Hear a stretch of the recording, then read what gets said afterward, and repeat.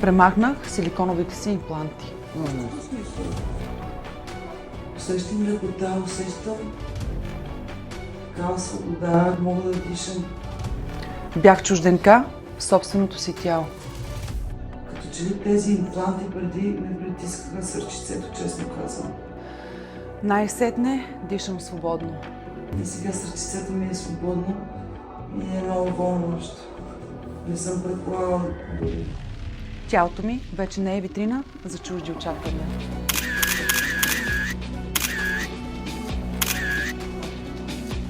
Когато красотата започне да става пречка за най-базовата човешка нужда като сънят, значи цената е станала твърде висока. Сега мога да прегърна някого без пластмаса помежду ни. Не се страхувах от операцията. Страхувах се да не остана в този капан на още. Днес просто избрах свободата. Когато се опитваш да избягаш от страха, че не си достатъчно добра, скалпът изглежда като спасение, но истината е, че мирът идва само когато спреш да добавяш изкуствени неща към себе си.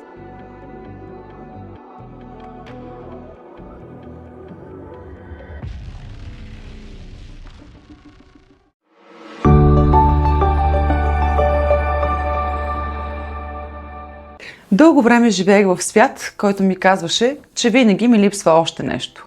Още една победа, още малко красота, още малко обем, още малко признание. Сякаш животът ми беше пъзел, на който постоянно му губиш частите и колкото повече нови добавяш, толкова по-малко виждаш цялата картина. Тичах по една пътека, която нямаше финал, защото целта винаги се преместваше по-далеч веднага, щом я доближа. Мислех си, че ако добавя още един детайл към тялото си, най-накрая ще се почувствам завършена и спокойна. Но истината е, че още е бездънна яма и колкото повече неща поставяш вътре, толкова по-празна става тя. Затова спрях. Просто реших да спра, да гоня версии на себе си, които не съществуват. И в тази тишина разбрах нещо плашещо. Аз бях станала чужденец в собственото си тяло. Бях го превърнала в проект за ремонт, а не в място за живеене. Това видео не е за операция, то е за завръщане от дома. Там, където си достатъчна, преди да си направила каквото и да е. Когато сложих имплантите преди години, вярвах, че си купувам самочувствие. Направих го от нужда за сигурност. Вярвах, че ако силуетът ми е по-забележим, аз самата ще имам повече тежест в очите на другите. Но самочувствието, което идва в кутия със сериен номер, има кратък срок на годност. С времето тези подобрения започваха да тежат не само физически. Всяка сутрин пред огледалото аз виждах корекцията преди да видя очите си. Истината е, че не ми трябваше по-пищен бюст. Трябваше ми по-категорично присъствие в собствения ми живот.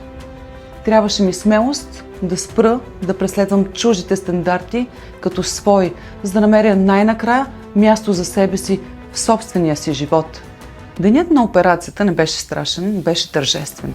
Сякаш отивах да си върна нещо, което бях дала назаем на суетата и на чуждото мнение. Пътят към клиниката беше най-дългият път в живота ми, защото това не беше просто пътуване, а завръщане към моето истинско аз. Когато подписах документите за съгласие, аз всъщност подписах договор със себе си, че повече няма да се извинявам за това как изглеждам. Че тялото ми вече не е витрина за очаквания, а мой дом. Че ще дишам с целия си капацитет без прегради. Операцията беше просто физическото премахване на една маска, която носех твърде дълго. Знаете ли колко е иронично? Да платиш веднъж, за да се скриеш, а след това да платиш втори път, за да се намериш отново. Днес избирам да се намеря и да изхвърля не просто силикон, а години наред натрупана вина, че не съм достатъчно такава, каквато съм се родила. Знам, че съществува един скрит страх. Страха, че ако махнеш подобренията, ще изглеждаш по-малко жена. И аз го имах този страх. Истината е, че никога не съм се чувствала по-женствена, отколкото в момента, в който се събудих от опойката. Защото женствеността не е в кубиците и обема. Тя е в автентичността и силата да не се бориш със себе си. Лекотата е новото ми още. Да можеш да прегърнеш някого и сърцето ти да е физически по-близо до неговото, без прегради и без пластмаса помежду ви. Да се погледнеш в огледалото и да видиш човека, а не корекцията.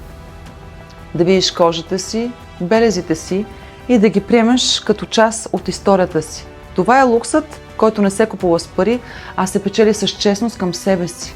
Осъзнах, че най-големият лукс в този свят, който е претъпкан с изкуствени неща, е да си позволиш да бъдеш истинска.